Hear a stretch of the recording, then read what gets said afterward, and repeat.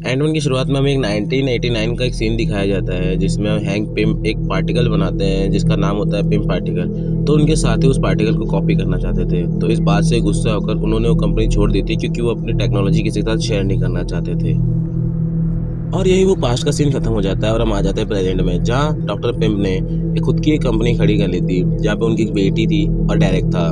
उनकी बेटी उनसे गुस्सा थी क्योंकि उनको उनकी माँ के बारे में कुछ नहीं पता था, ना उनके डैड उसे कुछ बताते थे, इसलिए वो उनसे अलग ही रहती थी। और डायरेक्ट भी बहुत ही खराब आदमी था और उसके इरादे कुछ नेक भी नहीं थे। जब हैंक पिंग रिटायर हो गए थे तो डायरेक्ट ने एक सूट बनाया था जिसका नाम था येलो जैकेट, जो एंटमैन की तरह छोटा और बड़ा हो सकता था। वो इस सूट का गलत इस्तेमाल करना चाहते थे और बहुत ज़्यादा अमीर होना चाहते थे। दूसरी तरफ हम इस मूवी के मेन हीरो को देखते हैं जिसका नाम स्कॉट था।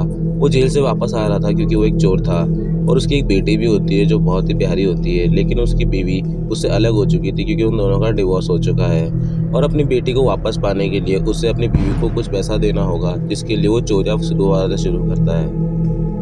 फिर उसके बाद स्कॉट अपने एक दोस्त के पास जाता है जो उसके साथ चोरियां करता था। वो उसे एक घर बताता है जहाँ पर एक ऐसी तिजोरी थी जिसमें बहुत सारा पैसा था। वो उसको उसे लूटने के लिए कहता है और स्कॉट इस बात के लिए मान जाता है।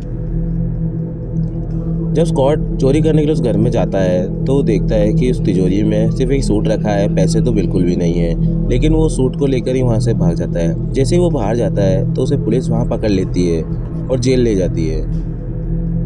जेल में जब स्कॉट को ले जाया जाता है तो वहाँ उसे मिलने के लिए हैंक पिम आते हैं और उसे बताते हैं कि ये सारा मेरा ही प्लान था। मैंने ही ये सब प्लान किया था कि तुम चोरी करो और पकड़े जाओ, ताकि मैं तुम्हें परख सकूं कि तुम मेरे दिए हुए सूट के लायक हो।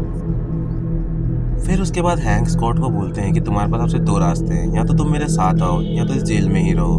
अगर तुम मेरे साथ आते हो तो मैं तुम्हें इतना अमीर बना दूंगा कि तुम अपनी बेटी के लिए अपनी बीवी को पैसे दे सको। फिर हम देखते हैं कि कुछ चींटियां वो सूट लेकर आती है और स्कॉट उस सूट को पहनता है और वहां से सीधे हैंक के घर जाता है जहां वो उनकी बेटी होप से मिलता है। जहां हमें पता चलता है कि होप उनके डैड के साथ मिलकर डायरेक्ट को रोकना चाहती है।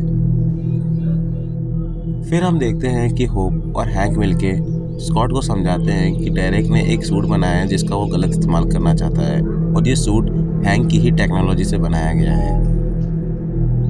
और फिर होप और हैंक मिलके उसे एंटमैन की ट्रेनिंग देते हैं और उस चोरी के लिए तैयार करते हैं।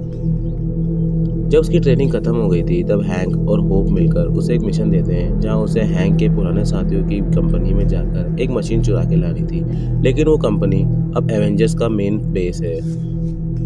जब तक हैंक को पता चलता था कि वो एवेंजर्स की जगह है तब तक बहुत देर हो चुकी थी और स्कॉट अंदर पहुंच चुका था और वहां पर फैल्कन आ जाता है और वो दोनों लड़ने लगते हैं। लेकिन एंटमैन छोटा होता है और अंदर जाके वो मशीन निकाल लेता है और वहां से भाग जाता है।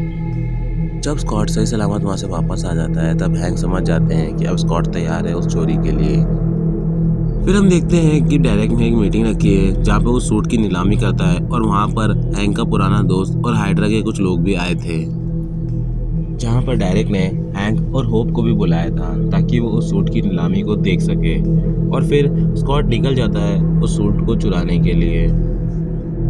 और फिर हम देखते हैं कि स्कॉट ने वहाँ का पूरा सिस्टम खराब कर दिया है और वो सूट को चुराने के लिए अंदर घुसता है, लेकिन वहाँ पर डायरेक्ट पहले ही आ जाता है और वो सूट को निकाल लेता है और स्कॉट को वहाँ कैद कर देता है और कहता है कि मुझे पता था कि तुम मेरे सूट को चुराने के लिए प्लान बना रहे हो।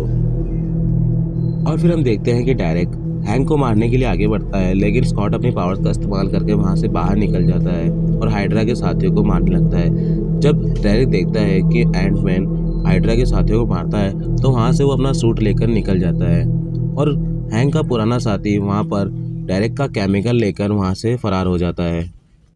फिर हम देखते हैं कि बिल्डिंग ब्लास्ट होने लगती है, लेकिन उससे पहले ही हैंक और होप बाहर निकल जाते हैं और स्कॉट डायरेक्ट का पीछा करने लगता है जो कि एक हेलीकॉप्टर में फरार होने की कोशिश कर रहा है।